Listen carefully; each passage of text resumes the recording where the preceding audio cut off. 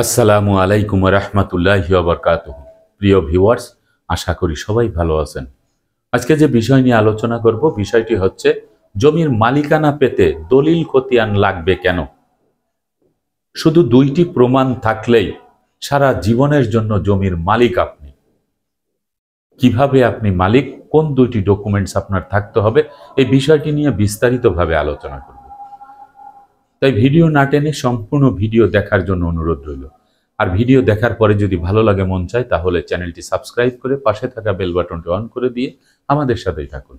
প্রিয় ভিউয়ার্স, আমাদের দেশের সাবেক ভূমি উপদেষ্টা এবং বর্তমান ভূমি উপদেষ্টা, ভূমি সচিব সবাই একটি কথা বলেন যে জমির মালিকানা পেতে দলিল খতিয়ান কেন লাগবে। শুধু দুইটি প্রমাণ হাজির করলেই তো তিনি জমির মালিক, এবং এই মালিকানা সারা জীবন কেউ নিতে পারবে না, যত সময় পর্যন্ত এই জমির মালিক জমি হস্তান্তর, বেচা বিক্রি কোনো কিছু না করবেন। এটি হচ্ছে ওয়ারিশ সম্পত্তি, উত্তরাধিকার সূত্রে পাওয়া সম্পত্তি। এই সম্পত্তির কথাই কিন্তু বলা হয়েছে যে একজন ওয়ারিশ যখন সম্পত্তি চাইতে যায়, তাকে সম্পত্তি দেওয়া হয় না, সম্পত্তি থেকে তাকে বঞ্চিত করা হয়। তাকে বলা হয় যে সম্পত্তি তোমার নামে কোনো রেকর্ড হয় নাই, তোমার নামে কোনো সম্পত্তি নাই। বোনরা সম্পত্তি চাইতে আসলে তাদেরকে দেওয়া হয় না। বোনের মৃত্যুর পরে ভাগ্নে ভাগ্নিরা সম্পত্তি চাইতে আসলে তাদেরকে বলে তোমার মা লিখিত দিয়ে গেছে, তোমার মা সম্পত্তি নিবে না বলে গেছে, তোমার মায়ের বিয়ের সময় এই সম্পত্তি আমরা টাকা পয়সা খরচ করে বিবাহ দিয়েছি, অতএব এই সম্পত্তি পাবে না। এইভাবে নানা ধরনের অজুহাত দিয়ে তারপরে এই সকল ওয়ারিশদেরকে বঞ্চিত করে রাখা হয়, এবং তাদেরকে একটি কথাই বলা হয় যে তোমাদের নামে কোনো কাগজপত্র নেই, যার কারণে তোমরা জমি পাবা না। মূল কথায় আসে, মূল কথা হচ্ছে কি জানেন, যে প্রকৃতপক্ষে সম্পত্তির মালিককে, এই যে সম্পত্তি, ওয়ারিশি সম্পত্তি, এই সম্পত্তির মালিককে, এই সম্পত্তির মালিক হচ্ছে বাবা অথবা মা।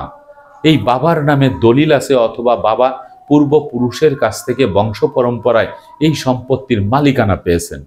এই বাবার নাম ভূমি অফিসে রেকর্ড বইতে এন্ট্রি করা আছে, বাবার কতটুক সম্পত্তি আছে।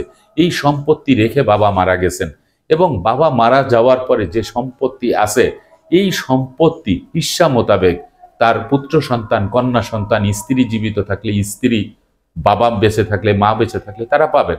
এখান থেকে কাউকে বঞ্চিত করার কোনো সুযোগ নেই। সেই জন্যই কিন্তু ভূমি উপদেষ্টা এবং সচিব বলেছেন যে দলিল খতিয়ান কেন লাগবে। শুধু দুইটি প্রমাণ থাকলেই তো এই সম্পত্তির মালিকানা তার, তাকে সেখান থেকে বঞ্চিত করা যাবে না। এখন আসি যে দলিল খতিয়ান কেন লাগবে না। দলিল খতিয়ান এই জন্য লাগবে না যে দলিল খতিয়ান তো বাবার নামেই আছে।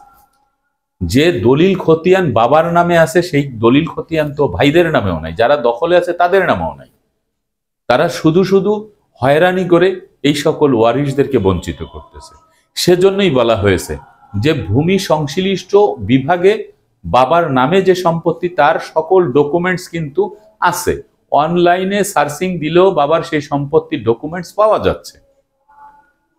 যদি একটি রেকর্ড দখলদার ভাই বোনদের নামে হয়েও থাকে, সেটি কিন্তু আইনগত ব্যবস্থা নিলে সেটা ক্লিয়ার হয়ে যাবে, পরিষ্কার হয়ে যাবে। তাহলে দলিল খতিয়ান কেন লাগবে? লাগবে দুইটি প্রমাণ। কি প্রমাণ? এক নম্বরে হচ্ছে যেই ব্যক্তি সম্পত্তি দাবি করতেছে, যেই ব্যক্তি তার বাবার সম্পত্তি বা মায়ের সম্পত্তির মালিকানা চাচ্ছে, তাকে কিন্তু প্রমাণ করতে হবে যে সেই মৃত ব্যক্তির সাথে এই দাবিকৃত ব্যক্তির সম্পর্ক কি। পুত্র সন্তান, কন্যা সন্তান, নাতি পুতি, যাই হোক না কেন, একটা সম্পর্ক তো আছে, যেই সম্পর্কর জের ধরে তিনি এই সম্পত্তির মালিকানা চাচ্ছেন। তাহলে তাকে সর্বপ্রথম, যদি বাবার সম্পত্তি হয়, বাবা মারা গেছে, সেই মৃত্যুটা কিন্তু প্রমাণ করতে হবে যে তার বাবা পৃথিবীতে বেঁচে নেই। কারণ অনেক সময় দেখা যায় যে বাবা রাগ করে বাড়িঘর ছেড়ে চলে গেছে, 20 বছর ধরে আসে না, বাবা নিরুদ্দেশ, সেই সম্পত্তি বাবাকে মৃত দেখায় সম্পত্তি বিক্রি করে দিচ্ছে, 20 বছর পরে এসে বাবা হাজির। এরকমও কিন্তু ঘটনা আছে আমাদের দেশে। তবে প্রথমেই হচ্ছে আপনাকে ডেথ সার্টিফিকেট। বাবার সম্পত্তি হলে, মায়ের সম্পত্তি হলে আপনাদের কিন্তু ডেথ সার্টিফিকেট নিতে হবে।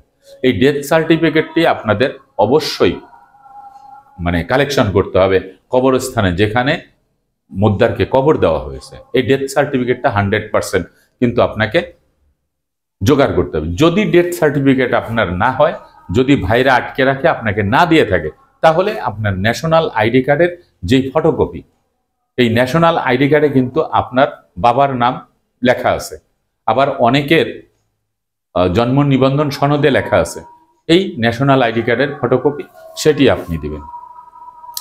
2 নম্বরে হচ্ছে ওয়ারিশ কায়েম সনদ, যেটি ইউনিয়ন পরিষদের চেয়ারম্যান দিবে, আর সিটি এলাকায় যদি হয়, শহর এলাকায় হয়, তাহলে ওয়ার্ড কাউন্সিলর দিবে।